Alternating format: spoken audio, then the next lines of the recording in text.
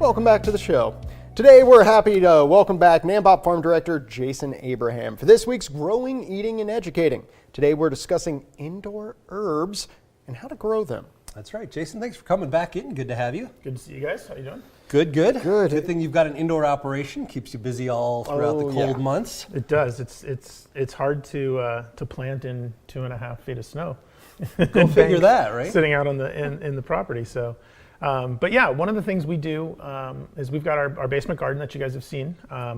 And one of the nice things about having a basement garden is you can grow herbs pretty much 12 months out of the year. At home, I grow them windowsills, rooms. I'll change a light to a grow light kind of thing just to have fresh herbs. But here, you know, it's very easy to do. Almost all of your herbs will grow very easily as long as they get proper light, proper water. So really, you want to make sure you're keeping those lights down low where they're nice and tight over the top of your herbs, keeping your par levels as high as possible. And then also, you know, you want to make sure when you water, you do that fingertip test where you go basically to your first knuckle. If you can get down to your first knuckle and it's still dry, you need to water.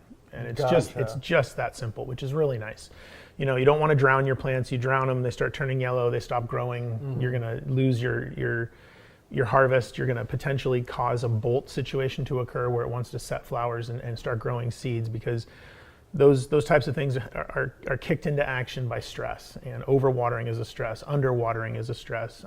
You know, so you really want to pay attention to your moisture levels. You also want to, like I said, keep your lights slung really low, get the best possible light levels that you can, keep you from getting your leggy vegetables and leggy herbs.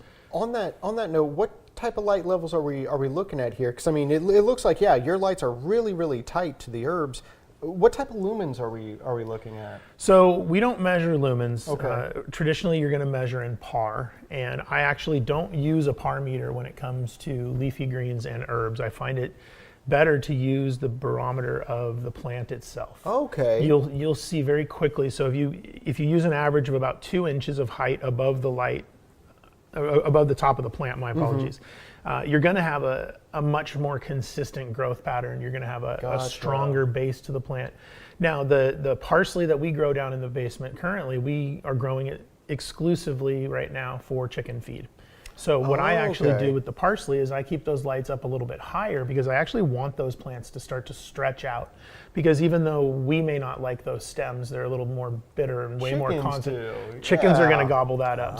So from that standpoint, I don't mind if it gets a little leggy, gives me more veg to actually give to them. So, you know, and you can see here, there's the quick finger test. Just make sure, cover it back up so you don't have an erosion point. And just keep your plants nice and happy with an even amount of water. Then that sets up, as we've talked about before, our cut and come again process, where you're going to come in, cut around the outsides of the plants to harvest. Gotcha. Let me ask you about the lights too. Is that a situation where you just set them up and walk away, or do you have to pay attention to those and keep them moving around? So you do. You will move your lights a lot in a basement setup or in an indoor setup in your house. You know, you're really striving for that consistent spacing above the plant. So every day that I come in, one of the first things I do is I go down into the basement, I take a look at all the plants and see, okay, where are we standing? Do I need to lift these? Do I need to lower some others? You know, we've replaced some of the leafy greens with fresher seed starts, so those have lights down real low, and then you can see the leafy greens, like those beet greens there. You know, the lights are a little bit higher. One of the things about growing herbs and growing your leafy greens in the basement, you want to make sure you consistently water essentially the same amount in equal intervals. Okay. Because what's going to end up potentially happening is, and you'll see it a lot of times in beet greens, where they'll curl. And Swiss chard will do the same thing, where the leaf will curl in on itself, and that's a stress component. And traditionally with the beet especially, it's going to be an inconsistent watering pattern that's going to cause curling, and then you get leaves you don't want to put into a spring mix. So a big problem, almost every single time I attempt to grow leafy greens or herbs indoors, pests. In winter, they don't want to be outside. They want to be where they're fresh, warm, well-watered leafy greens. How do you control pests in a shut-off environment without harming the plants? Yeah, so that's definitely one of the biggest challenges for the home gardener, no doubt, is IPM, or integrated pest management. And the first thing I can recommend is go to Meijer, go to a grocery store, go get one of those plug-in blue light pest attractants. Really? They work phenomenally well. Now, commercially, what we'll do is I'll hang blue and yellow sticky traps. The yellow sticky traps traditionally will go after your aphids and other flying insects. And then your blue traps will go after things like thrips and the reason you go with a yellow and a blue is they're very specific on what the animal can see and is attracted to. Okay. So your flying gnats and such are going to fly to that yellow and get stuck.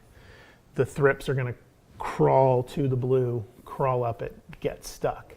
But again, if you put one of those plug-in light units on one side, put one on the other side, they're fairly inexpensive. I use them at home with my garden. They work phenomenally well. I was blown away the first time I put one in play at home, and it worked so well. So, if you're gonna constantly have that garden, the nice thing about having a plug-in light like that is it's working 24. Yep.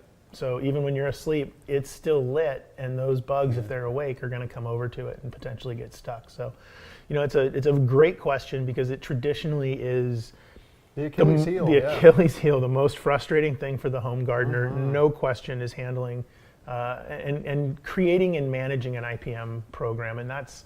You don't think about it when you go to the store and you buy your tomato starts and your pepper starts and you start your raised bed garden. Most people don't think about, oh, hey, what am I going to do for pests? Outdoor pests are a lot easier to deal with. You build a nice ecosystem, you let them naturally take care of each other. But indoors, like you said, you've got a confined space. It makes it very difficult, and it can be something that can be enough to kick people out of the hobby. Can confirm, because yes, the reason I'm not growing anything right now is nothing is more frustrating than watching your plants grow. You're about to harvest them, you wake up the next morning to do so, and something has eaten all of it. I have that same problem out here on the farm, and their names are Peggy and Amelia.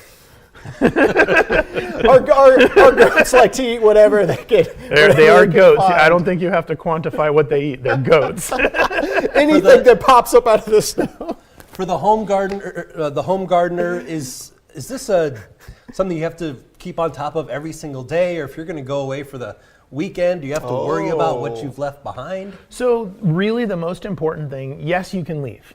You're not bound to your garden. That being said, the most important thing I would say is watering. Get someone to come over to your house and splash a little water if you're going to be gone longer than 2 days. 2 days, your plants can drink what's in there.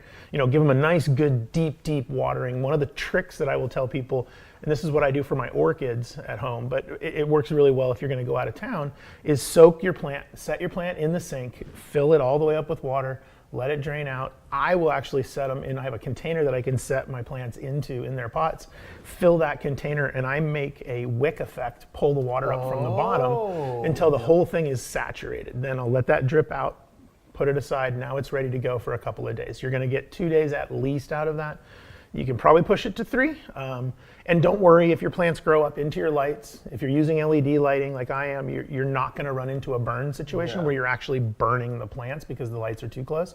So you can go away for the weekend, but just make sure you really take care and ensure that you have a very thoroughly watered substrate and that you've gotten it not just a little on the top, because what we don't really realize, this is something you can do at home, is take a little 4-inch by 4-inch pot, fill it with some dirt, pour what you think is the adequate amount of dirt into it, give it 20 minutes, and then dump that dirt out. And you will be shocked at how much dirt on the bottom is bone dry.